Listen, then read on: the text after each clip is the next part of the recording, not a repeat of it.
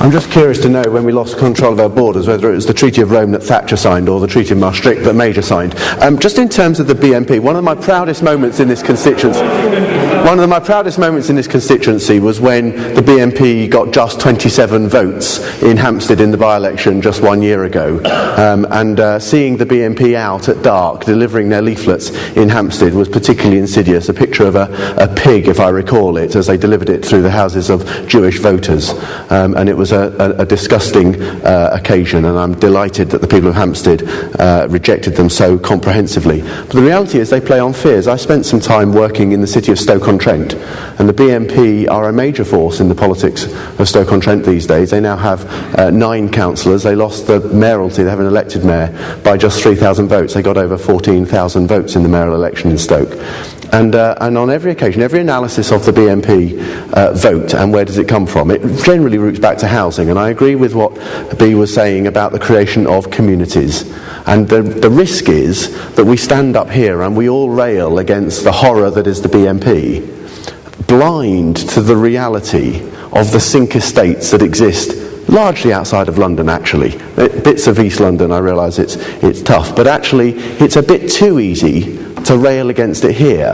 But actually housing is probably the biggest single neglected issue when it comes to a general election. And so in that sense, if we want to root this out, if we want to pick it up, then actually it requires those of us who live in the home-owning democracy to actually take a responsibility for the housing agenda in Britain today.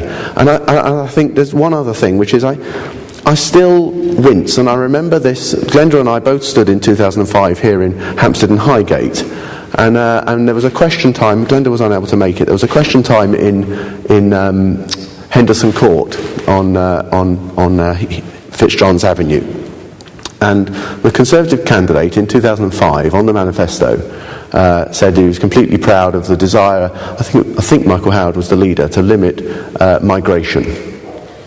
And I stood up and I spoke next, and I just asked everyone in the room who didn't have a grandparent from Europe to raise their hand, who was entirely 4 generations living in England. And the reality is the world in the West has changed.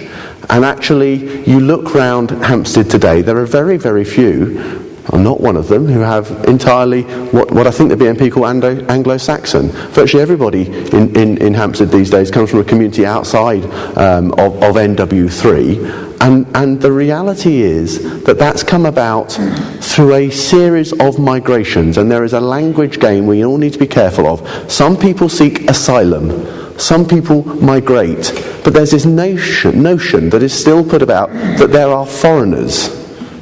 And I wince and I dislike it. And in 2005, the Conservative candidate was embarrassed when he stood in Henderson Court and said he wanted to limit migration and wanted to cap it.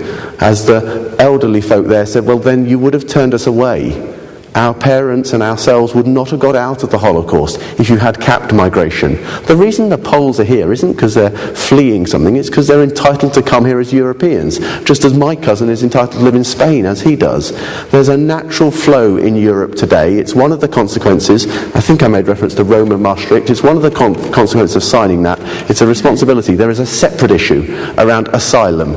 And if you look at the asylum figures into the United Kingdom, there is almost a precise correlation to where we are at war and which country is seeking the most number of people seeking to get entry here. It's almost a direct correlation, and we turn a blind eye. At the moment, the number of Afghanis trying to get into Britain is far higher than any other community in the world.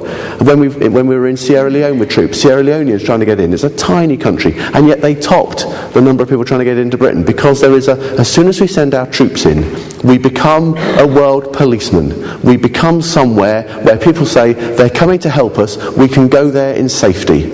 And if you treat migration just as an issue of jobs, and we'll take the ones, I think the words were, able to play a part, then you risk turning people against the reality which is seeking asylum because they're fleeing persecution.